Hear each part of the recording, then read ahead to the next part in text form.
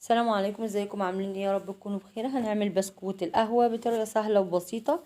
طبعا بيتباع في المحلات بره غالي جدا، فاحنا هنعمله بأبسط المقادير وأقل التكلفة. طبعا ينقلك لعالم تاني خالص غير الكحك والبسكوت والحاجات دي حاجة جديدة كده في العيد. لو انت عايزة تعملي مثلا في العيد الكبير، انا معرفتش انزله قبل العيد فنزلته لكم الوقت. عايزة اقول لكم ما شاء الله جميل جدا، لعالم تاني خالص بسكوت القهوة ده. عايزاكم تجربوه وتقولوا ايه رايكم. اشتركوا في القناه وفعلوا زر الجرس عشان لكم مني كل جديد. نبدا بالمقادير. نص كيلو من الدقيق ننخله كويس جدا.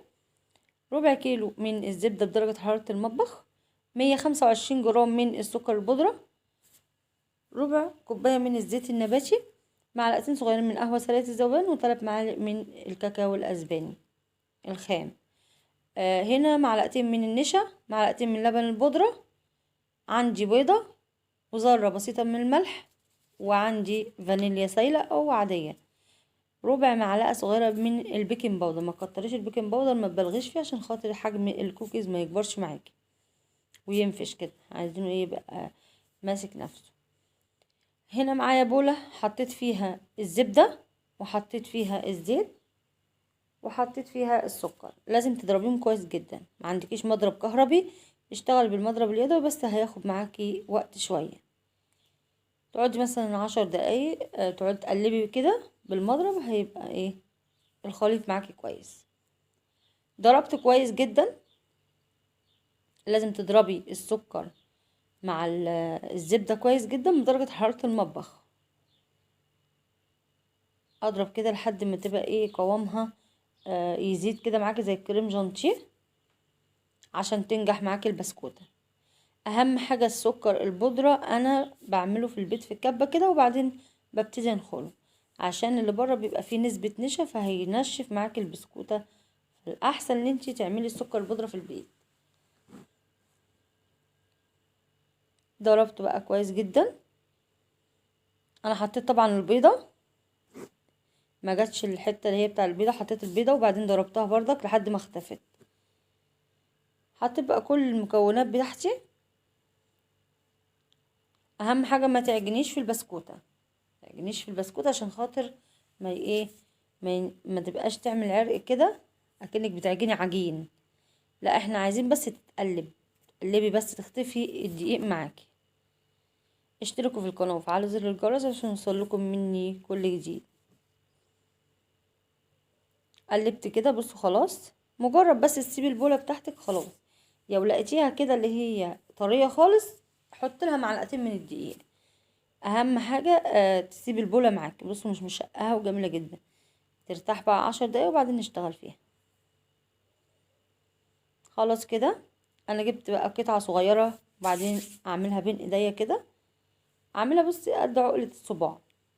ما تكبريش يعني حجم الكوكيز بتاعك عشان خاطر هي حبات القهوة بتبقى صغيرة. لو كبرتيها هتكبر معاك تبقى شكلها وحش جدا. عندي الصواني الألمونيا دي ما شاء الله بتحمي البسكوتة اللي هي تتحرق معاك.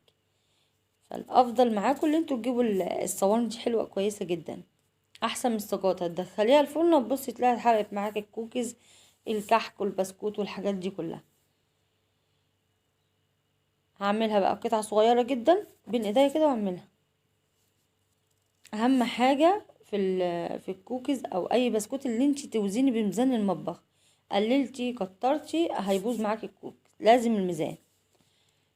خلصت الكمية كلها، دخل في التلاجة لمدة 10 دقايق وبعدين نشتغل فيها. هتدخل الفرن على درجة حرارة 200 اول حاجة، وبعدين هنخليها على 160 عشان تعمل بقى اشكال القهوة. جبت معلقة وعملتها بالسن، بس ما تدخليش السن المعلقة لحد الاخر عشان ما تفرش معاكي.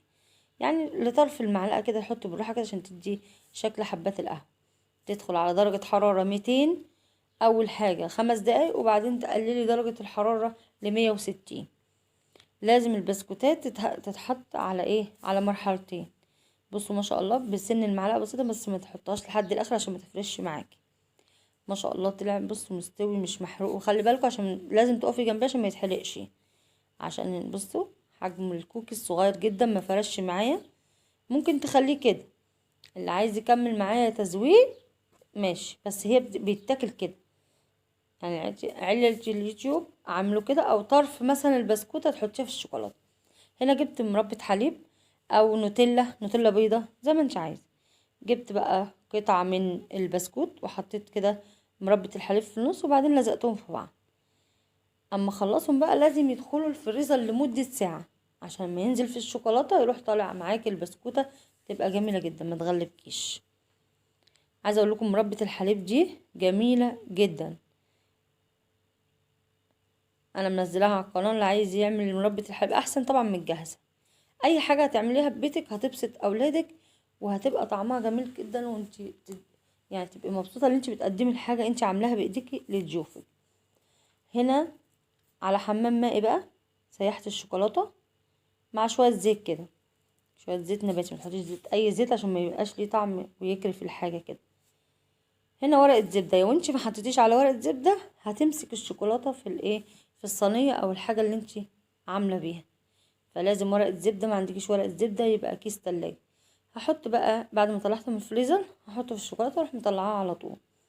سهل جدا ما فيهوش اي حاجة. اشتركوا في القناة وفعلوا زر الجرس عشان يوصلكم مني كل جديد. احطه كده في الشوكولاتة واطلعه على طول. اهم حاجة البولة بتاعتك وانتي بتحطي الشوكولاتة ما تلزقش في الايه، في المية، عشان خاطر ما تخرجش معاكي. حطيتها كده خلاص، دخلتها التلاجة كده ما شاء الله. بصوا جمدت. اهم حاجة تحطي كيس تلاجة او اي حاجة وانتي حاطة اي شوكولاتات بتعمليها. هحط بقى، اجيب شوكولاتة بيضة سيحتها بردك على حمام مائي عشان تدي منظر كده. ممكن تلوني الشوكولاتة وتعملي اي لون على الايه، على الكوكيز بتاعك. خلاص كده احنا قدمنا الكوكيز الجميل ده. عايزه اقول لكم في الاعياد تحفه جدا.